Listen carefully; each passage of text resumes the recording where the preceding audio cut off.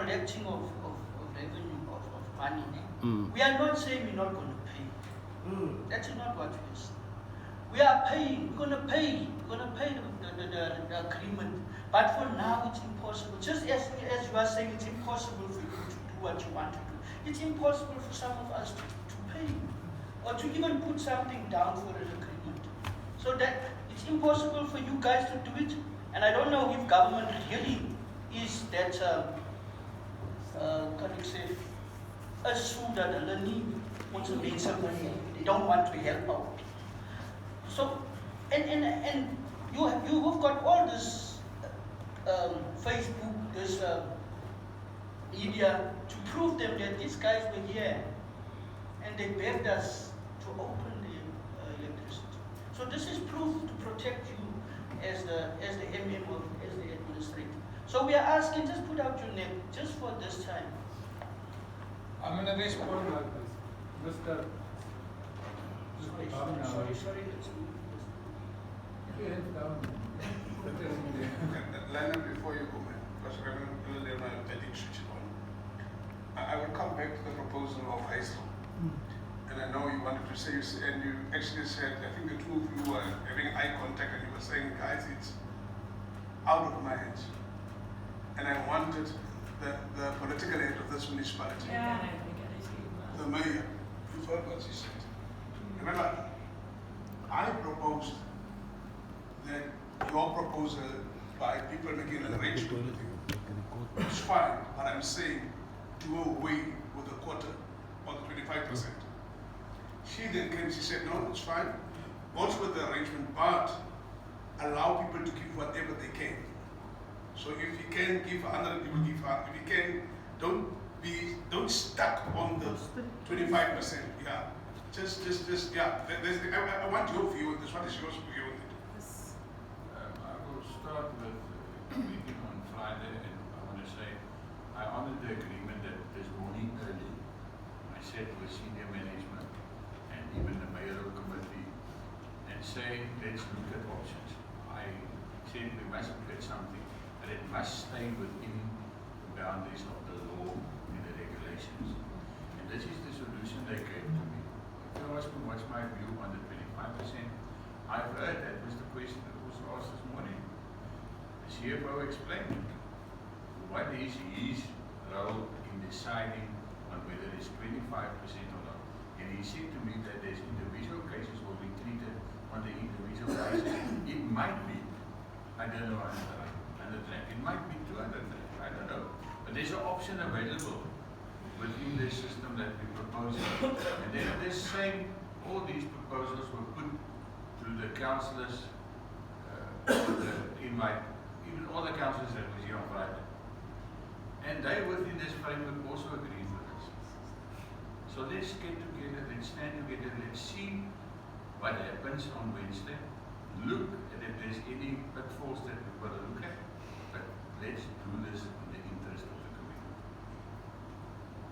So basically then to do away, like our proposal, the one that Hazel was making, it can be done. But then, according to you, the CFO said there will be maybe individual cases when that can apply. So what we are saying, if it's doable, let's do it all for this festive season. That's basically all what I'm saying. Okay, I'm hearing what you say, but that is review the agreement with the administrator and the CFO, and on each individual matter, he's got to decide. Okay, I think I've spoken many times on my and the view that it is not possible for the municipality to break the credit policy. The CFO can now answer on that also. But what I want to say is that, I think it was Mr. Lando that made now the point that, no, it was Mr. Bam, we're not looking after the community. Now that is a wrong assumption that we're making. And I'm going to qualify that by saying the following. Remember, what we're doing now is only we're doing our work to implement council's credit policy. That's all that we're doing. If we don't do that, we get into trouble.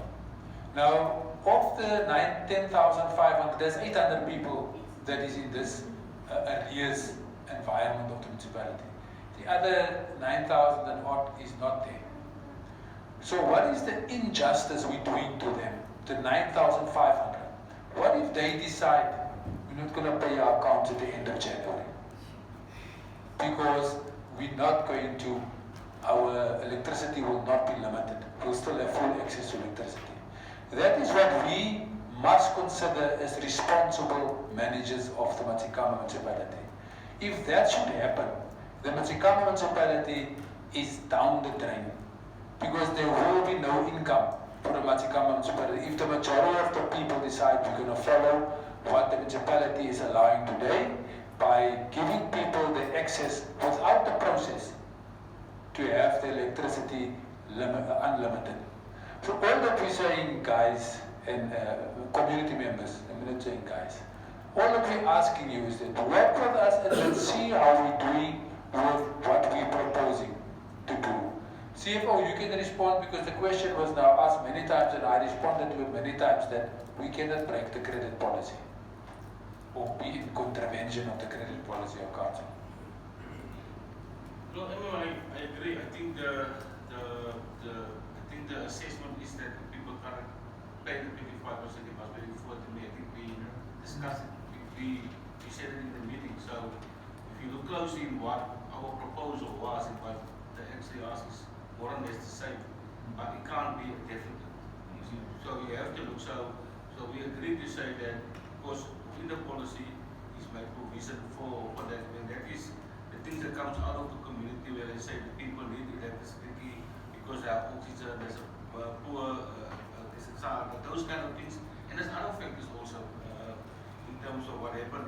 As I alluded to earlier, is that when a woman comes in and the husband or the boyfriend has left, insisted for the electricity as well.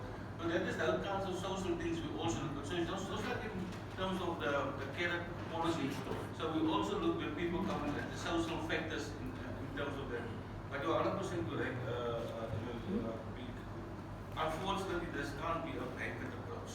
That is where we will get in trouble. Okay, just a blanket approach for communities. Is there so many people out there that electricity is limited because of illegal activities that they have done, which is none of you sitting here, but they're going to fall under that blanket approach. Your electricity will be unlimited.